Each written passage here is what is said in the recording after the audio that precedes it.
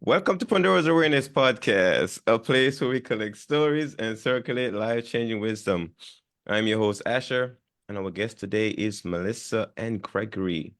And today's theme is around first-time experiences, and we all get to share a bit about some of the first-time experience we've had in the past that have really transformed our life, changed our lives that we want to share with other people so they can see the same value in their own stories. So we're going to start off with Melissa, if you don't mind sharing a bit about you, what you specialize in, where you're hailing from, how you adding value to the world, and who you've been a hero to. And we do the same for Greg. And we get to chat today. Wonderful. First of all, thanks for having me, Asher. I'm really excited to be here. I'm coming from Kingston, New York, upstate. I'm a depth psychologist and a best-selling author. I usually try to explain depth psychology briefly because when I say it, a lot of people think I'm saying death when I'm saying depth. Ah, So depth psychology, we basically are one of the many psychologies that values a hidden part of mind. We call it the unconscious. I work with people to help them tap into this part of themselves that's really difficult to see, to understand. And we do that in a variety of creative ways. One of my favorite ways to work with people is actually through the analysis of dreams and fairy tales. Because we can look at fairy tales and find different narratives and stories that speak to us that can help us to reconcile our past, to deal with trauma, to deal with just different types of circumstances that may not have closure or an ending. So, working with stories and storytelling, fairy tales is one of my favorite ways to help support people. I'm also a hypnotherapist. I've been doing that work for over 20 years as well, which is part of the going into the unconscious, working with the hidden part of the mind, and helping people not be so afraid of the dark. It's one of my favorite things. So I would say do you want me to jump into the first now, or do you want me oh, to we, wait? we, can- we can put a pin in that and come back to Yeah, let's it. put it on. Okay. All right. Thank you so much, Melissa. We got to talk today because I like we said dreams and fairy tale. Like we get to tell the tale in proper detail today because my interest around some of those things is what you mentioned too. So thank you for sharing. And Greg, if you don't mind telling us where you're hailing from, where you specialize in, how you adding value to the world, and who you being a hero to. Yeah. I'm honored to be here, Asher. Thank you. Mhm. Um, my name is Gregory Meadows. I'm a life coach and a parent facilitator. So what I do is I work with adolescents 12 and up to help reconnect them to their parents. And so a lot of times parents will come to me and say, just fix my kid. They're the Mm. problem, which we know from family systems work. That's usually not the case. So I end up working with a lot of parents who have children that are struggling with behavior issues, truancy issues, drug-related issues, and they could have been impacted by abuse, neglect, or trauma. And so I work with them one-on-one in sessions, both virtually and in person. But I also teach a virtual parenting class as well to help parents find empathy again in the midst of a conflict cycle where adolescents and parents can't seem to get on the same page with communication, with values, with boundaries, and things like that. So I really try to reconnect them through the virtual parenting class or individual sessions. And I am calling in from Denver, Colorado today. All right. My favorite state in the United States is Colorado. So, all right. And interesting, Melissa mentioned Kingston, New York, which Kingston is the capital of my home country, Jamaica, which we kind of have some kind of connection here. So I love this right here. I love this right here. So we're gonna start off with you, Melissa. We're gonna jump into your world. If you want to jump into the space of your first time experience, you want to start with to share with the world. If you had to have a conversation with somebody around your first time experience, which experience would that be that you would share first? I wrote a list and I was kind of sitting with this because I love this idea of exploring a first. So I'm going to go with the first one that kind of jumped out to me. This is something that I actually felt was a really bizarre, quirky sort of a behavior that I had. And what it was is essentially I was obsessed with other people's basements. And so all I wanted to do was go over people's houses, like my friends or family members. I didn't have a basement. I never had a basement in my life. And so I would start by, going over to a relative's house and going down the steps. And the East Coast basements are very different than lots of other parts of the country. That's like old stone moss, like they were back in the day, very damp and dark. But I wasn't afraid of that. I actually thought it was like a magical, enchanting sort of a thing. And I just wanted to go down the steps and see what was in all these like mysterious places that people had beneath their homes.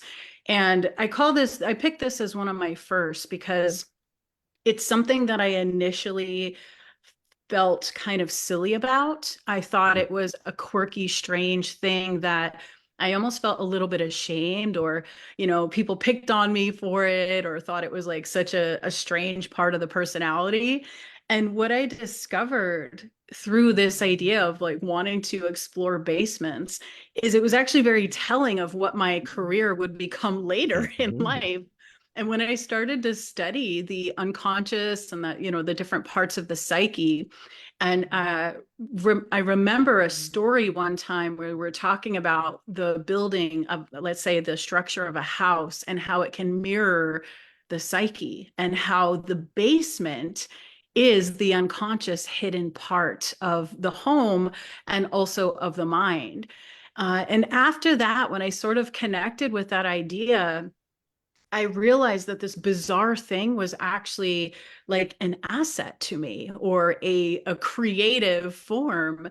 And I learned to appreciate it instead of feeling silly, or, like there was something wrong, because I tend to also be drawn to some of the more mysterious and darker parts of life and the personality. And it actually has served me very well to have this quality, this sort of curiosity to want to know like what's in there, what's under there. But that was the first that came to me to share, because it was something that I feel like I was able to transform within my own mind of how I approached it, and how I felt about myself when it came to this sort of unique thing that became a quality that now I appreciate. Mm. No, that's very powerful and interesting. And when he was, something, one of my big things is around like I call them spams, like similes, parables, analogies, and metaphors. And oftentimes you can always find ways to kind of compare things in your life to certain things. You're like, oh my God, that's such a good metaphor now for my life. So thinking back to your own journey, the basement itself, and going into that subconscious place of your mind, I love how you framed that, by the way. I really love it. And I was wondering over there on your side of the house, Greg, you was kind of, showing some animation there. I was wondering how did that connect for you when she was talking about her first Hmm. time experience? Yeah, yeah. So I believe that the universe or God, creator, they speak to us in the dialect of our soul. So depending on where we come from, our culture, our family history, um, the universe does speak to us in ways that we will understand. Maybe not right at the beginning, but definitely later on. So like, for example, like maybe if you grew up in a Native American culture, animals have a spiritual significance, right? And we might see an eagle, and that eagle represents, transition to a new chapter in our lives and things like that. Mm-hmm. So I'm not surprised that as a child, uh, that she had a fascination with basements, right? And then she grew into that, and I have my own similar story in my own way too. So. Mm. What are your first? What one are your first that you want to share? So one of my first, and this is kind of going along kind of a similar line. My very first client was a 15-year-old male whose mom came to me and told me that her son says that he sees ghosts. Mm. And she couldn't reconcile. She's like, I don't know whether to believe him. Is it true?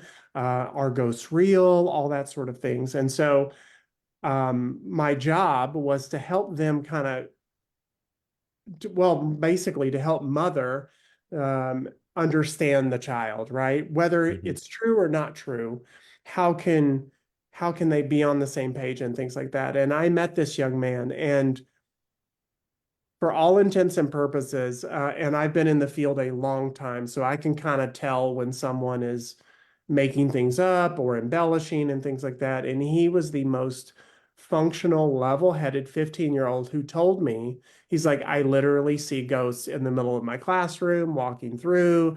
I'll see them going down the hall, things like that. And he had been evaluated for, schizoaffective, any sort of hallucinations, and he'd passed all those tests. Mhm. And so I ended up helping this family sort of reconnect and understand that, like, he actually may see ghosts.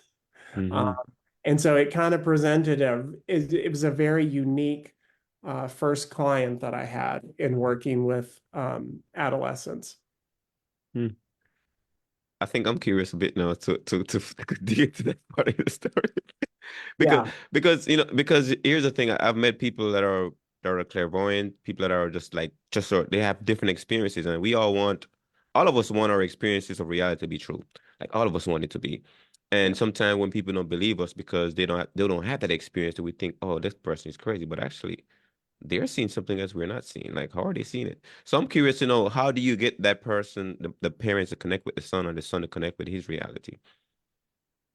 Well, it's not rocket science, and maybe it's a little bit nuanced, right? Mhm. So regardless of whether it's true or not, this is his perception of reality. And Mhm. so honoring that, regardless of whether it's true or not, and also 2 years from now, he may not see ghosts anymore. He may have sort of outgrown it, or may have shifted his experience where he says, I don't really see them anymore, that sort of thing. So really, helping mom uh, connect with him and validate his experience, right? Mhm. Um, speaking specifically around ghosts and things like that, like, we see a very, very small spectrum of light out of the total spectrum, right? And Yes. so, and science proves that there's more than 3 dimensions. So it's entirely plausible that most of us just don't see that, and some of us do. And so helping mom understand that whether it's true or not, it's about the relationship, right? It's Mhm. about making sure that if he has a fearful experience, or if he needs to talk about something, that she is there for him and she is connected to him in relationship, and that the story doesn't um, circumvent or supersede the relationship in a sense. Does that make sense? Yeah. Yeah, that's interesting. When Melissa was talking earlier, when she was talking about, let's go into Melissa's basement really fast. I was thinking about Home Alone. You know that one scene when he was like scared of the basement. I don't know if you guys Yeah, remember that yeah. scene. And I was like, oh my God. He's like, okay, it's not so scary anymore. But Melissa, back to your side of the house, inside of your basement right now. What is showing up for you when we listen to Greg share his part of the first time experience? I love this so much because what I didn't say is one of the things I wrote down deeply connects with what Gregory just shared. The reason I even got into the work that I do is because I had those experiences and nobody believed me.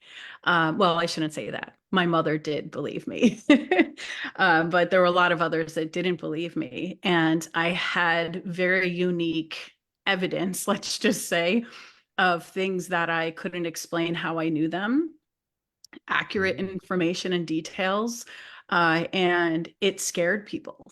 And I'll never forget the feeling of scaring someone from just being myself and what that ripple that can have. And so that is deeply embedded in the work that I do, helping people to feel safe and not to be afraid of things that they don't understand.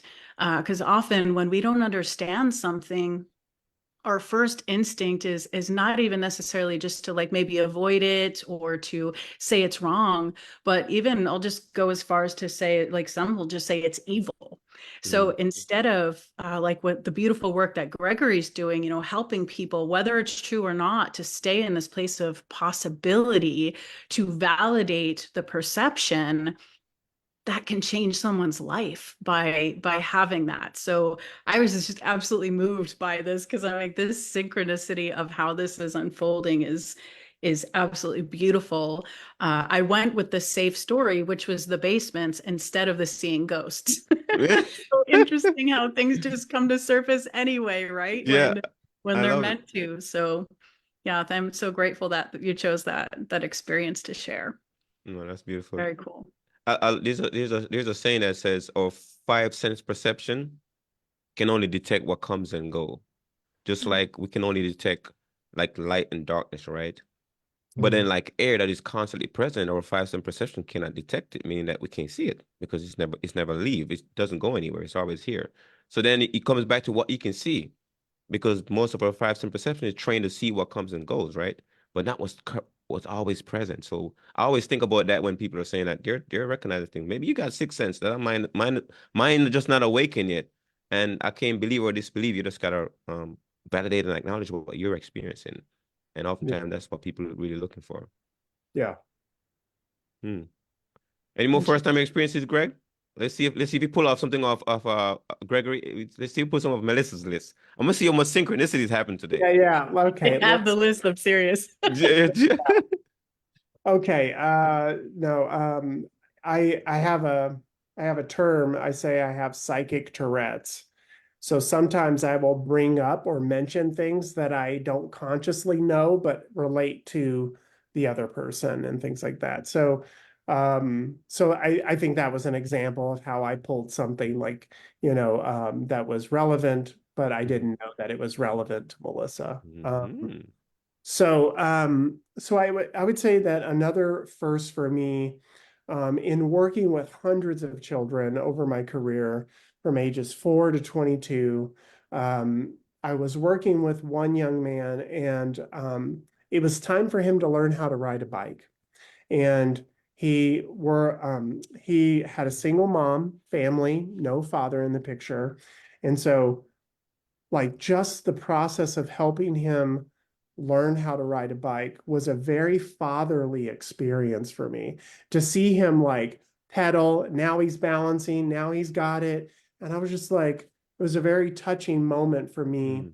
to be witness to something that he will be able to do for the rest of his life. And I was there at this pivotal moment. It kind of like, I was a guide along the way. So I just happened to be there for that time, and I helped him learn how to ride a bike. And that was just a really like touching, moving experience for me. That sometimes I get to be a surrogate parent to Mhm. children, or I help bridge the gap between their parents and them. And so that's an example of just how like just a wonderful example of how I got to be kind of like a dad for this kid who didn't have a dad. Hmm. I'm curious, Gregory, why is the work you're doing in your specialty so important for you right now? Um, I truly believe that we could change the planet in one generation if we got parents on board, because children have not been beat down by the world. They still have imagination. They still ask questions when adults don't ask as many questions because they already accept the no. And so, if I can help parents steward their children into their greatness, the children already want to change the world. They already are looking at all the things we're doing or not doing to not make it better.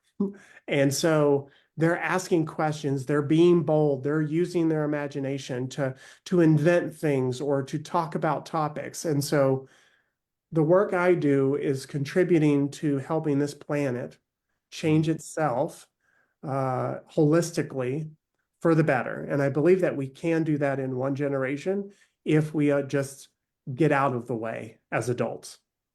Mm. That was powerful, by the way, Gregory. That was really deep. And it brought me back to something Melissa said earlier. She talks about dreams and fairy tale and how she used that system or that construct to really create the right kind of context for people to kind of filter their story into or their content into. So Melissa, going back to dreams and a fairy tale, I'm curious about your side of the house when it comes to that one. Why you share that early in your opening? Sure. Sure. There's so many different reasons, but one that just kind of jumps out at me is even just the idea of a nightmare. And, dreams are fun. We have the literal dream when it comes to the waking state where we want to create something in the world or do something, and it's often charged with this wonderful, powerful energy. And then we have dreams that occur during our sleeping state, while we're deep at rest, and we have these images and metaphors and things that are unfolding through the psyche, through the soul. And it's interesting because nightmares are sometimes sort of categorized as negative or bad because they're intense, because they are often filled with images, movement, feeling, sensation, that we haven't yet learned how to break it down or understand. Not understanding necessarily with just the mind either, but with the whole self, like with an embodied somatic type of experience, which is very body based. And so what I've learned with just the nightmare dream side of things is that often we're being chased, we're being hunted, we're running from something. And sometimes if we just stop and let ourselves be chased by whatever it is that's coming after us, it might actually be another type of dream that turns on its head. I've worked with people who have had nightmares only to think starting out that that it was going to be a trauma or something else that was trying to catch up with them. And of course, absolutely, that is possible. And that is something that happens. And sometimes it's a neglected dream from the waking state that they're not giving enough attention to, a desire of their heart that's saying, when are you going to pay attention to me? And through this dream state, it can take on this ugly form, this giant monstrous thing to get our attention, because during the day while we're awake, many of us are overwhelmed, we're running around, we're consumed, we're inundated with media, with life, with things happening, that we aren't necessarily paying attention to the subtlety of intuition, of instinct, of our deeper desires and dreams. And so they will show up in a way where it can reach us, and that might just present as a nightmare. So even just something as complicated and simple as that, to think about a nightmare being something unexpressed that wants to emerge from the depth of the mind to reach consciousness, which is basically when our ego, the part of the psyche, lets us kind of see something or understand it. That's when we have like an aha moment or an insight. And I've seen fairy tales, dreams, nightmares produce these types of things when the individual, the client, the student has a willingness or an open heart to see it. So there's just something really beautiful about even working with resistance and softening our resistance toward ideas, things that we label as positive or negative, dark or light, and kind of becoming more curious. So for me, all of this kind of comes back to wonder, keeping the imagination alive and allowing that to be a really giving it more space in our lives than we currently do when we're busy and distracted. And, just a lot of us are just trying to get through the day. It's like, who has time for wonder? Yet wonder and imagination can actually provide insight, tools, solutions. So it's just a whole other world that I'm really passionate about. And I've seen it work for people in a way where it almost looks like miraculous, when really they just stopped running from the nightmare or turned and faced the thing that they were too afraid to look at. And I just think it's the most beautiful thing to witness. Hmm. You're speaking to the child in me right now. And you mentioned to stop running for the nightmare. So I'm gonna share a story with you. So most of my life, I've run away from the snakes in my dream. Like since I was a kid, snakes always been following me around in my dream, like sometime every night, and it felt like a nightmare because I'm scared of snake. I mean, I used to watch them on the TV, just kind of because I'm fascinated by snakes too. But then they're always in my dreams. So and it's scary sometimes. So what I end up in my adult life, I was just having, because I was tying snakes. Plus, then I was in the military, so I had a lot of nightmares for a while, right? So for me to really kind of shut that off, I went into what I call like sleep deprivation. sleep exhaustion. So I used to overhydrate myself before I go to sleep at night. And I would only stay down for like 3, 4 hours and I'm up again. But that becomes a habit over time because I'm running from the snake. So he was talking about the person that is running from certain things. And I was talking to a couple of friends recently and was like, Asher, time for you to face the snake in your dreams. Mm. And then I'm like, okay, maybe it's time I'm gonna see what this really means. We talking about like, similes, parables, analogy, and metaphor. Metaphorically, I don't know what this really means, but I'm looking into it now because I'm realizing that, something else happening in my dream that I need to face. Or those things that feel like nightmares. So, but thank you for getting in the basement a little bit there, Melissa. I felt you. Yes. Yeah. Yes. Thank What other you. I first do have. you have on your list? I'm What other sorry. first? Go ahead, go ahead. Oh no, just I was saying I have a lot of snake dreams too. Oh, you And do? yeah, and I used to be afraid of them until I realized that for me, because they're all different. All our dreams, our images are all different, even if there is a connecting sort of energy or symbolism, that it can be very unique to you and what you're experiencing. But for me, it was a signal that there was something going on in my instincts, in my instinctual life that needed for me to tend to it.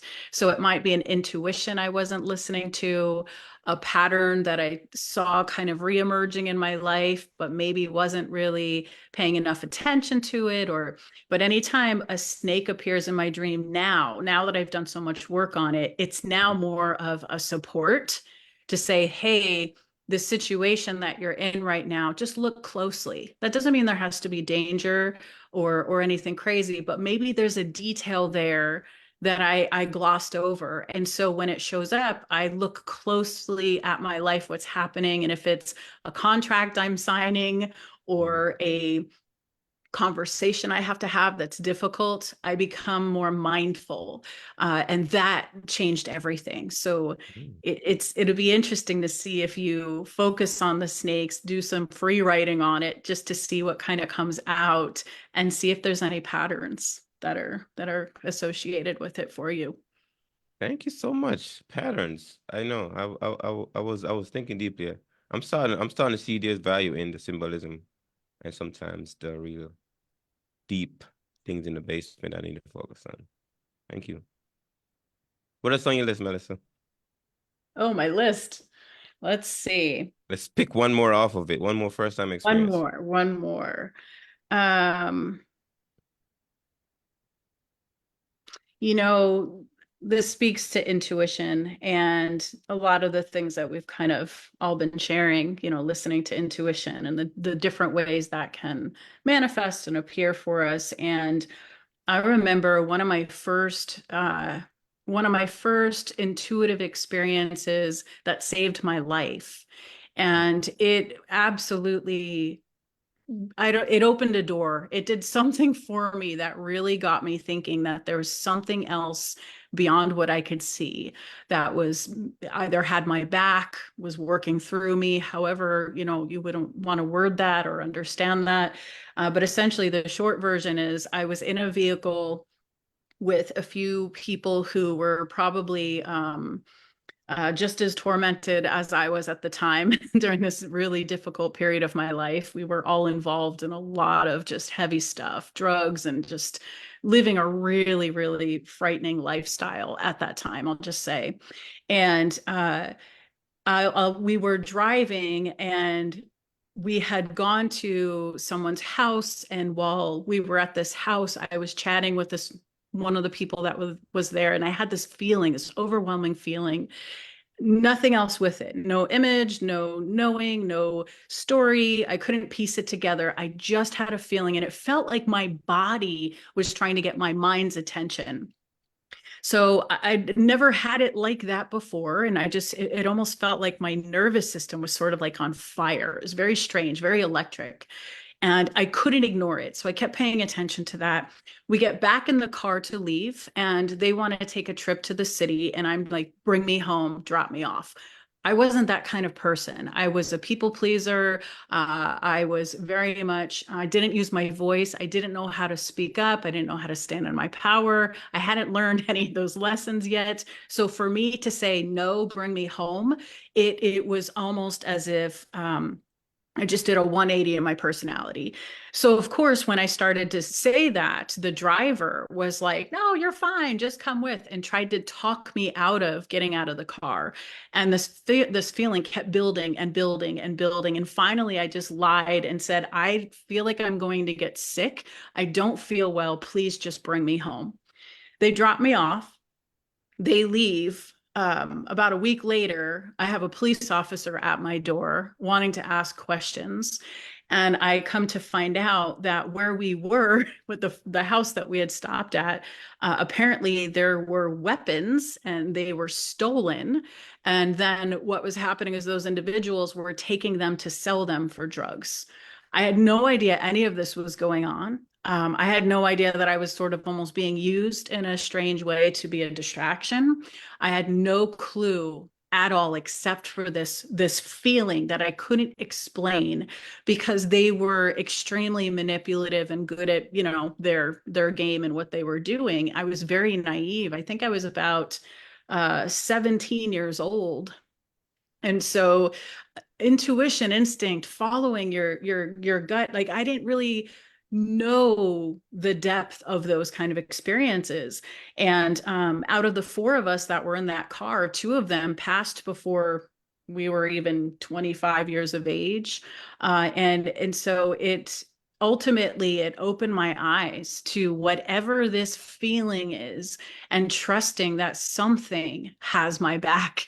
And I learned then from that point on how to cultivate that part of me, how to listen to that part of me, how to really train myself to, as much as I could, to draw that out more and more, and help others also trust themselves in that way, especially like we're all talking about here, when you can't see something, when you don't know why, when you don't have this perfectly laid out plan that's telling you why you should listen to this thing you can't see.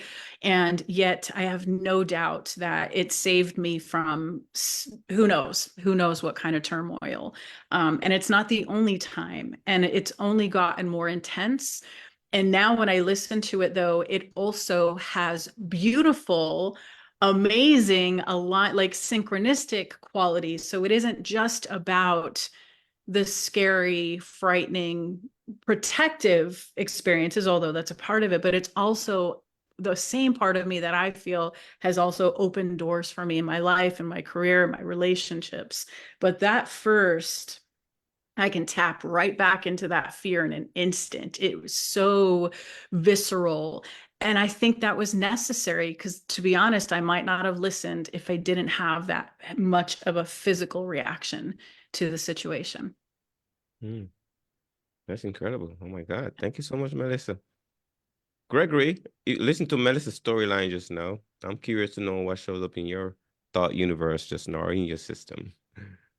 I feel like Melissa and I should talk offline because we're both in the sort of intuitive helping field and things like that, and kind of can see the deeper layers in the subtext, right? Like snakes and basements and all sorts of symbolism or messages and things like that. But yeah, I've had those experiences myself, just where I kind of just knew something unexplainable, things like that. I just happened to be at a doctor's office when I was a kid, and this was in the middle of summer in the South. So we're talking like 80% humidity. It's 90 degrees.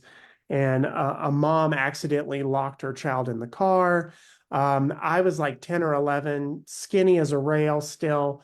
And and then went out there, and a man, like, I just stood there for a second and I was watching all this happen, and then all of a sudden I just knew that I could stick my hand down in the little crack of the window and unlock the car. And I like walked up, and the guy was like, the man like pulled on the window hard enough, and I slipped my little skinny arm down in there and unlocked the door and saved the kid, and just went back in, and like was like, oh, I did something cool. Okay. So just little things like that about being in the right place at the right time. And I really don't believe in accidents. I think the universe is divinely organized, even to such a high degree that we can't even perceive and conceive of all how divinely intricate it is. And so I really resonate with Melissa's story. Wow, that was powerful. Thank you both for really syncing up today and really kind of extending this energy. We just really think, I say we think further on the road just now on whatever we thought we was going to talk about today. So I appreciate you guys popping in here. And we're going to wrap up a bit. And I gotta ask a couple questions before we kind of close out. So, Greg, if somebody hear your story right now and just really felt connected to you and would love to work with you, how could they do that? Yeah, they can email me at gregory@walkingmeadows.com. I'm on Facebook, Walking Meadows, and Instagram, so they can reach out to me through either any of those mediums. Mm-hmm. Same question for you, Melissa. They heard you today and they felt you deeply as well. And were like, okay, how can I work with Melissa? How can they work with you? Sure. You can email me, melissa@melissacorder.com. You can also visit my website, melissacorder.com, and same Facebook, Instagram, melissakimcorder.com, or yeah, Melissa Kim Corder for any of those as well. Oh, powerful. Another question. So what is your biggest takeaway from this conversation today, Melissa? Oh, just, listening to you both share and then having the opportunity to share with you. It's just the affirmation for me that, like, just Gregory just shared it. We're deeply connected. There's so much happening. I really do believe in this greater organizing principle as well, whatever that is, right? However we want to call that or label that. And there's just something so incredible about the alignment of things when they come together. And my favorite thing about this is that sense of awe. It's like, I love that no matter how much work we do and how much you read about these things or how many of these incredible experiences you have, that still happens, that we can still feel awe over something. I love that. And I don't ever want to stop feeling that sense of wonder and awe when things align and there's evidence like this, people coming together and sharing their stories and their work. And I just feel honored and very grateful to be here today. So thank you. Thank you. Same question for you, Gregory. What is your biggest takeaway? I believe in the power of synchronicity, and I feel that the universe nudges us exactly where we need to be. We are watching the podcast that we're meant to watch. We're, looking at the Instagram account that we're supposed to. And so I believe that if we honor those little nudges, we will make the next right step. And so that's my big takeaway from today's podcast. Perfect. And last closing question for both of you. What is that one thing or two thing when people do drive you crazy? I'm gonna start with you, Greg, if you don't mind sharing. What is that one thing or two thing when people do drive you crazy? What is the one or two things that drive me crazy? I think I am challenged when parents think that they don't have an impact on their children. And they don't see the impact on them. So that's what I would say. That's challenging for me. What about you, Melissa? One thing or two thing when people do drive you crazy? Oh, the first thing that comes to mind is just wanting to kind of skate on the surface of things. It's I have a really hard time talking like just about the weather or or I mean it's great, it's fine, it's just I really love having deeper conversations like we've had here today. So I struggle a little bit when I sense either myself or someone else just slipping into that kind of safety of like, let's keep it light or let's keep it easy. And there's a part of me that's like, no, I don't want to do that. So yeah, it's a little bit of a thing, I think. Anything else? I struggle a little with closed-mindedness. Which is, I think it's a similar, similar, probably the other side of the coin with that. But like Gregory said, and Asher, you've said it too, there's just so much we don't know, we can't see. And the idea that we're limited by just what our eyes can see. There's something about that just sort of feels very constricting. Yeah, and I feel like there's so much magic in the expansion of things. So yeah, those two I think are my top two. Wow. Well, I have to say this was a very, very deep conversation, had a lot of depth, had a lot of really good content today. I appreciate you guys sharing your story, sharing your journey. Really, really felt you today. And for the folks that are listening, you just had an incredible conversation with Melissa and Gregory about their own story, their own journey, how they see the world, how they're adding value to the world, who they've been a hero to. Could be somebody just like you if you're listening and want to connect. So I appreciate everyone for listening. And with that, tune into Pandora's Awareness Podcast, a place where we collect stories and circulate life-changing wisdom. And with that, make it an awesome day.